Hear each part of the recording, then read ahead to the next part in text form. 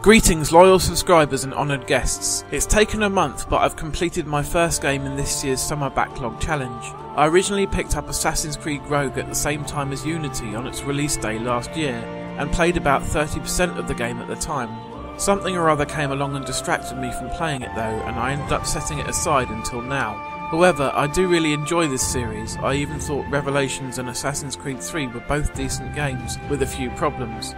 So I wanted to make sure I came back and completed this one, so I could move on to Unity before the impending release of Syndicate. One thing's for sure, Ubisoft's yearly schedule makes it quite hard to keep up with this series. While Unity was all over the gaming news for all the wrong reasons, it would seem that nobody was paying any attention at all to Rogue, which is a shame.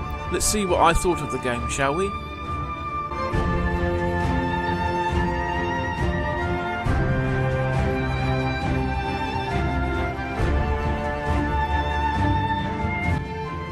Rogue sees you playing the part of one Shay Patrick Cormac, who begins the game as a junior member of the Assassin's Brotherhood, being trained by none other than Achilles and his cohorts. Eventually he is sent off on a dangerous mission to recover an ancient artifact in Lisbon, which ends in disaster.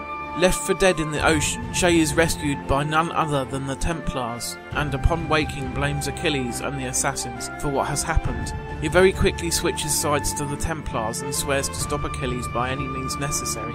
I did quite like Shay as a main character, though he is a bit gullible. He's definitely being manipulated throughout the story, not just by the Templars but by the Assassins to a certain extent as well.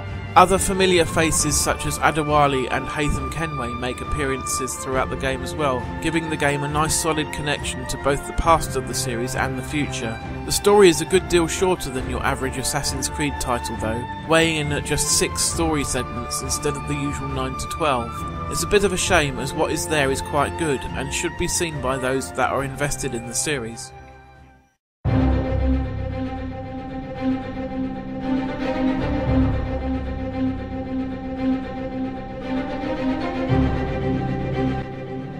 I was really impressed by the Xbox 360 version of Black Flag when it was released, and Rogue takes that engine and makes it more diverse, with the story now taking us to the chillier parts of the world such as Canada and other locations throughout the North Atlantic.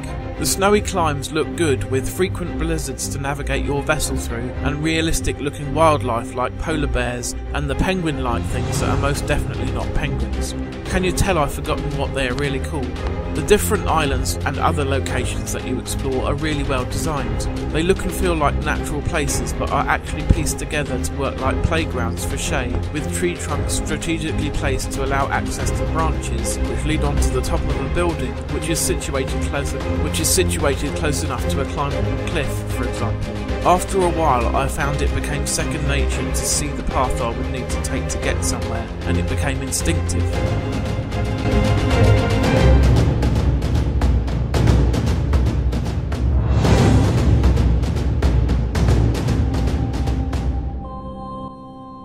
Despite long-time composer Jesper Kyd having moved on several games ago, and Lorne Balfe being absent from this title, the music is still terrific thanks to the talent of Rogue composer Elitsir Alexandrova. The main titles of the game reuse elements from past games in the series, but most of the other music in the game is brand new, yet fully in keeping with the feel of what has come before.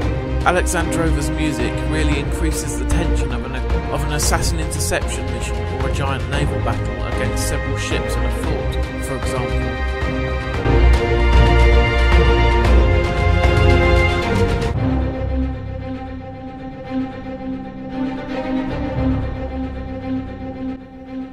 While the game mechanics of Assassin's Creed Rogue are at their heart solid, this is where the quality of the game starts to take a bit of a dive. There is nothing really wrong with any aspect of the game, from its naval combat, stealth mechanics, fighting, hunting and more.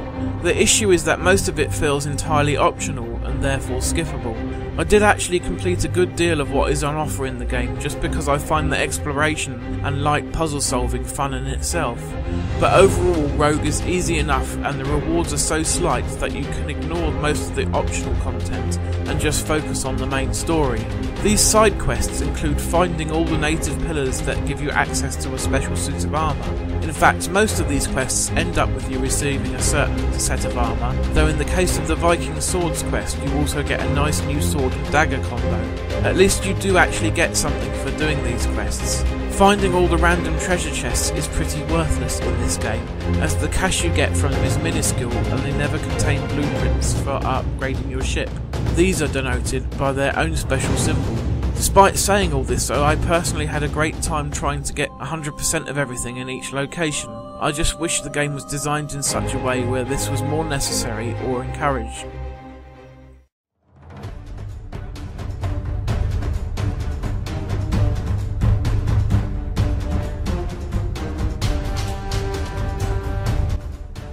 There's not very much that's new in Rogue, being as it is an iteration on the gameplay from Black Flag.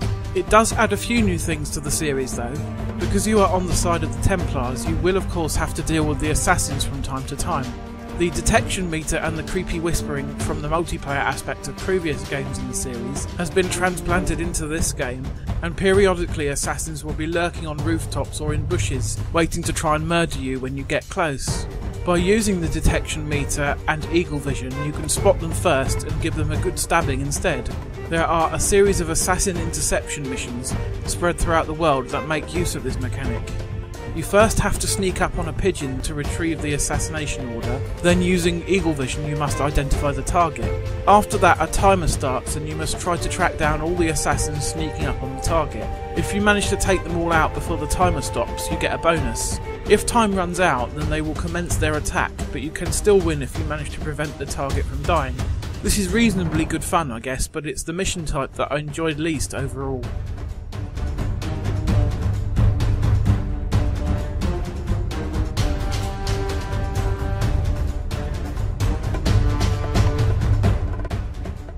How much value you really get out of Rogue depends on how much of the game you are willing to complete really. As I said earlier, the side content is almost entirely skippable this time around, and the main story is very short indeed.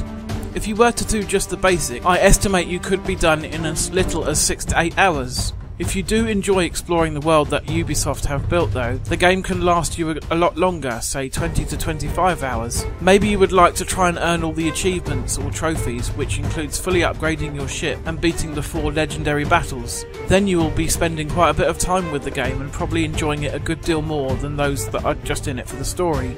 In fact, if all you are interested in is the details of the story, I would recommend skipping this game entirely and just watching the cutscenes on YouTube. They are worth seeing, but probably not worth buying this game for.